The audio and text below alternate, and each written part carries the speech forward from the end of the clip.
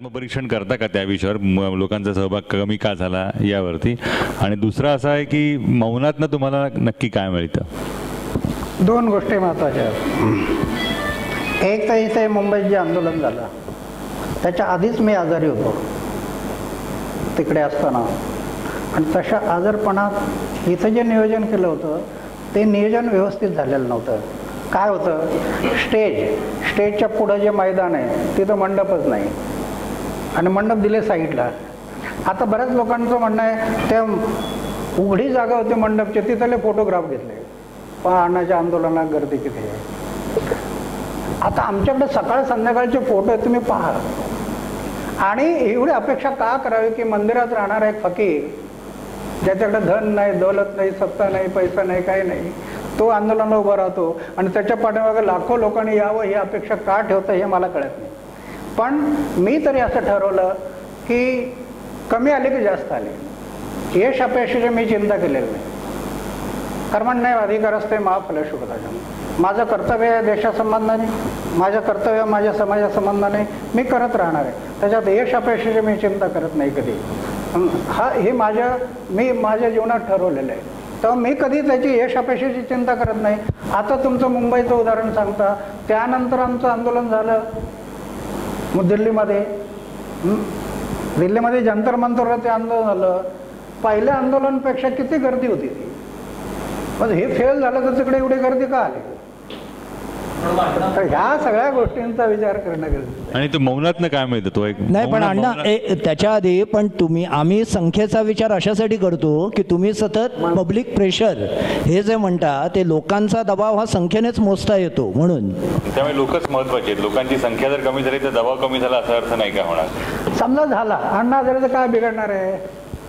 आमचं बिघडेल ना, लोकपाल येणार नाही. आमचं बिघडेल,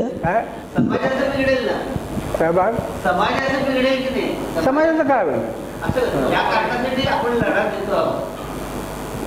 काय की एक समजच गैरसमज होतो. एक तर या आंदोलनाला सपोर्ट अजून कमी झालेला नाही. झाला असता तर जंतर मंतरवरती एवढे लोक जमले नसते. एवढंच नाही, आता मी गेल्यानंतर प्रत्येक राज्यात जाणार आहे, त्या राज्यात तुम्ही सभेला पहा किती लोक आहेत. त्यावेळेला मग तुम्ही सांगा की हे फेल झालं. आज लोकांचा सपोर्ट एवढा आहे की साध्या रस्त्याने चाललो तरी कोणी पाहिलं की लगेच लोक ते अजूनही लोकांनी इथंच नाही प्रत्येक राज्यामध्ये.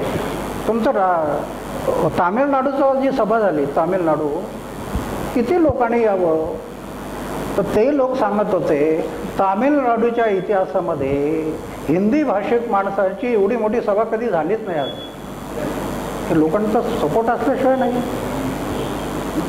आता हे काय होतं की बाहेरच्या गोष्टी प्रत्येकाला समजत नाही, उलट सुलट ज्या चर्चा चालतात. लोकपाल आंदोलन त्याचं एकंदर जे काही सुरुवातीची हवा होती ती गेलेली आहे, ते सर्वसाधारण दिसतच आहे.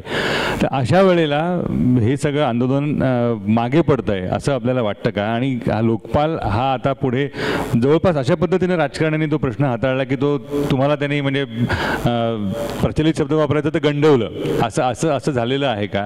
आणि त्यामुळे हा प्रश्न आता मागे पडलाय असं हे आंदोलन मागे पडणार नाही, कारण तो लोकांच्या जीवनाशी निगडीत प्रश्न आहे. हे आंदोलन अण्णा हजारेचं आंदोलन नाही. आज कोट्यावधी लोक रस्त्यावर आले कारण त्यांच्या जीवनातला तो जिव्हाळ्याचा प्रश्न आहे.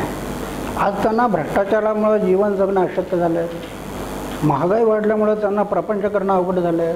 आजपर्यंत त्यांना व्यासपीठ दिसत नव्हतं, त्याला या निमित्ताने एक व्यासपीठ दिसलं म्हणून तो रस्त्यावर उतरला आहे. हे अण्णा हजारेचं आंदोलन म्हणून नाही आलं. तो त्याला असंही वेदना व्हायला लागल्यात आणि व्यासपीठ दिसत नव्हतं ते दिसायला लागलं म्हणून तो पुढे आला.